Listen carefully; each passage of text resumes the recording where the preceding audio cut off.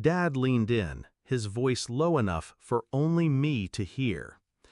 "Tell me, the 500,000 I gave you, what did you do with it?" My chest tightened. My fork froze midair. 500,000? What do you mean? The table went silent. Then I saw it. My sister's face draining pale, her hand trembling around her glass. The room spun in slow motion. And in that instant, I knew it was time. 30 minutes later, the police arrived. Growing up, my sister and I were a picture-perfect pair.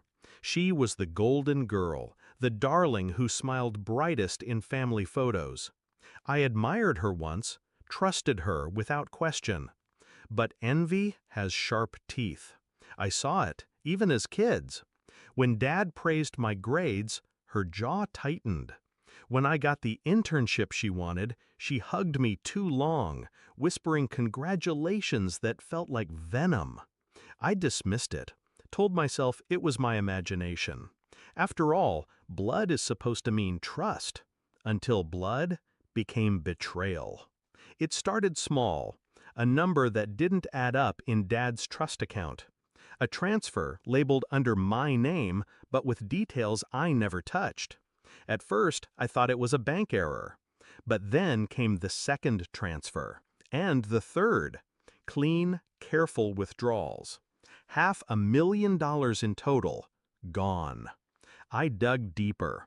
The trail led to shell companies, fake signatures, a web of forged documents, and buried in those shadows was her name. Not by accident. She'd made it look like I was siphoning the money.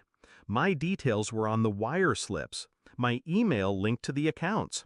If anyone checked, I was the thief. She hadn't just stolen, she had framed me. The night I realized, something inside me cooled. I didn't rage, I didn't confront her. I studied, I watched. Every call she took behind closed doors, every file on her laptop she thought was hidden, every receipt she crumpled too quickly. She thought I was blind. She thought I was naive. But I was silent, because silence is sharper than screaming.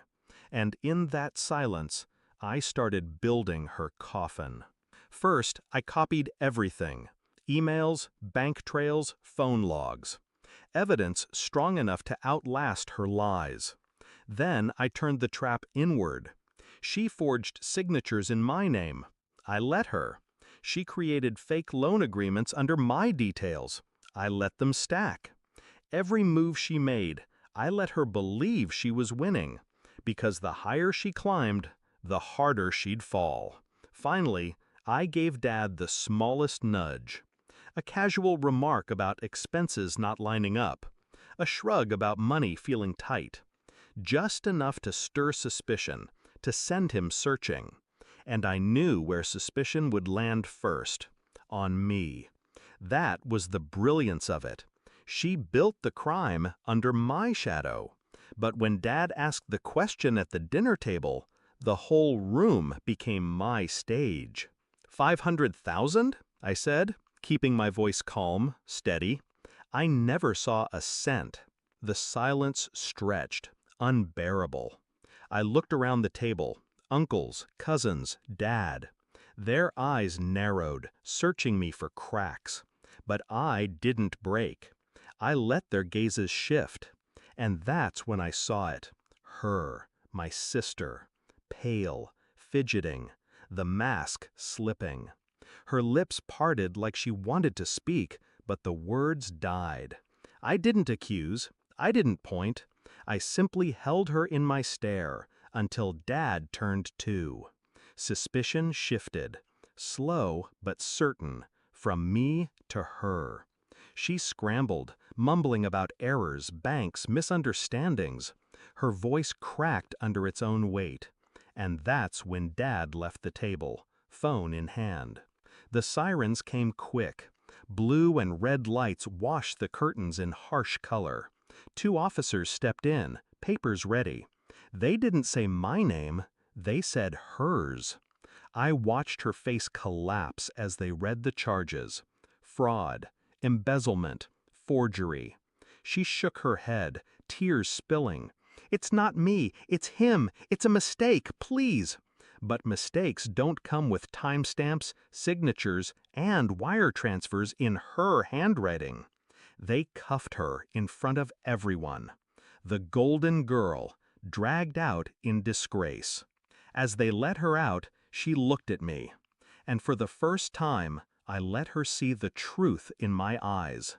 Not anger, not triumph, just a cold, steady calm. She understood. I had known all along. I had waited, and I had won.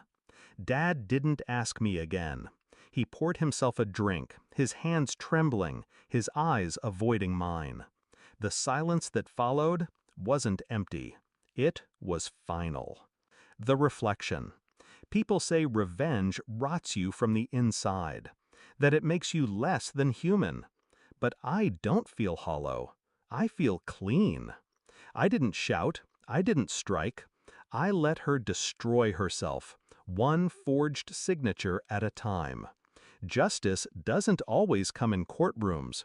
Sometimes it comes at the family dinner table, under the weight of a single question.